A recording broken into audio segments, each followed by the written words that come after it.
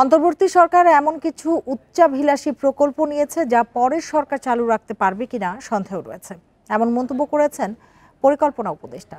সোমবার এনইসি সম্মেলন কক্ষে একনেক সভা শেষে ব্রিফিংয়ে এই মন্তব্য করেন তিনি। এদিন জুলাই যোদ্ধাদের জন্য 1560টি ফ্ল্যাট নির্মাণের অনুমোদন দেওয়া হয়।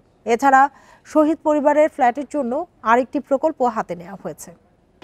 একনেক সভায় নতুন অনুমোদন হওয়া 17টি প্রকল্পের মোট ব্যয় 15,383 কোটি 51 লাখ টাকা। এর মধ্যে সরকার দেবে 9,451 কোটি 84 লাখ টাকা, ঋণ নেওয়া হবে 5,609 কোটি 70 লাখ টাকা এবং সংশ্লিষ্ট সংস্থাগুলো যোগান করবে 379 কোটি 31 লাখ টাকা। কর্মক্ষমতা হারানো জুলাই যোদ্ধাদের জন্য রাজধানীর মিরপুর 9 নম্বরে 1560টি ফ্ল্যাটের অনুমোদন দেওয়া হয়। ব্যয় হবে 1,344 কোটি 41 লাখ টাকা। এছাড়া শহীদ পরিবারের জন্য গৃহায়ণ কর্তৃপক্ষের জমিতে ফ্ল্যাট বানাতে 761 কোটি 16 লাখ টাকার প্রকল্প নেওয়া হয়েছে। শহীদ পরিবারের স্থায়ী বাসস্থান প্রদানের নিমিত্ত জাতীয় গৃহায়ণ কর্তৃপক্ষের নিজস্ব জমিতে 36 জুলাই নামের আবাসিক ফ্ল্যাট নির্মাণ, এটা জানুয়ারি 2026 থেকে 2029-এ যারা কর্মক্ষমতা হারাচ্ছে সেই পরিবার তো সহজেই বোঝা যায়।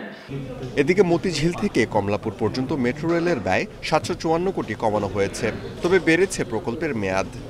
যতগুলো প্রকল্প হয়েছে এই প্রকল্পগুলো যেই খরচে হয়েছে তার থেকে অনেক কম খরচে করা যেত এবং আমাদের বেশি প্রয়োজন অনুযায়ী করা যেত।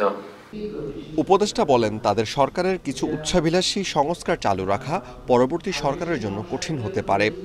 অন্তর্বর্তী সরকার অনেক বেশি সংস্কার করে ফেলেছে এবং বেশি উচ্চাভিলাষী সংস্কার অনেকখানি করে ফেলেছে, যেগুলা নির্বাচিত সরকারের পক্ষে হজম করা বা সহ্য করা একটু কঠিন হতে পারে। নির্বাচিত জনপ্রতিনিধি না থাকায় জেলা ও উপজেলা পর্যায়ে অনেক প্রকল্প স্থবির হয়ে পড়েছে। সেগুলো বাস্তবায়নের ভার নির্বাচিত সরকারের উপর ছাড়ছেন পরিকল্পনা উপদেষ্টা। Amirul Islam, independent news, Dhaka.